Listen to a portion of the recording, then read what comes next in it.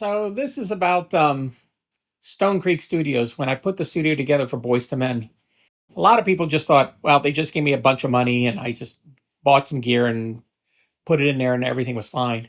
It wasn't like that. I was a total foreman for the whole job, even though I didn't get that title. So I would get there at like 6 or 7 in the morning, open up to let the construction people in, to let the wiring people in, to let everybody into the building. And then I had to monitor everybody to make sure that they were doing what they were supposed to do. Because if you let them by themselves to do whatever they wanted to do, it always turned into a disaster.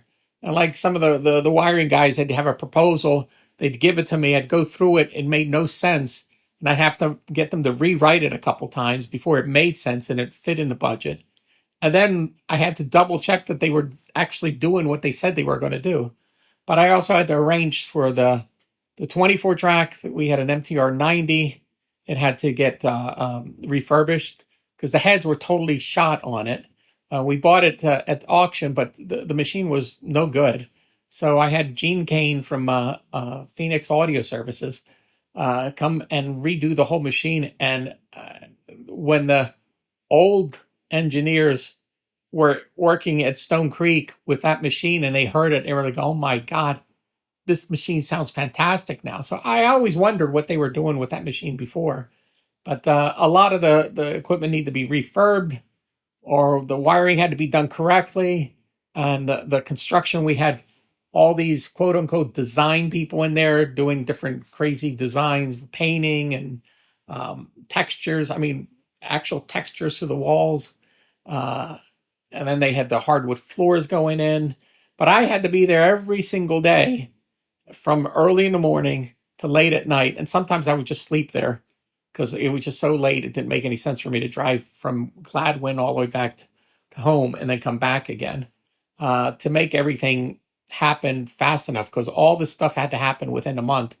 And I was just unheard of to order everything, have it all come in, have it all installed and rack mounted and wired up, and everything. The console was pretty beat. We had to have that gone through to make sure that was all taken care of. So it just, the whole point of this is that project was a huge amount of effort on my part to make it all work out.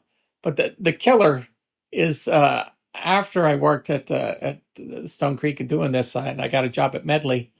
I remember some people telling that they did the whole job. It was all their effort, and I didn't even know who these people were. So, and I don't toot my horn that often, but it's just a little annoying when you don't get credit when you actually did all the work to do all the project. So that's what happened when I put the Stonecreek studio together, which turned out fantastic, and it worked for a long time. But after I left, things weren't kept up to speed, and it just eventually grinded down to nothing. And then someone else bought the place.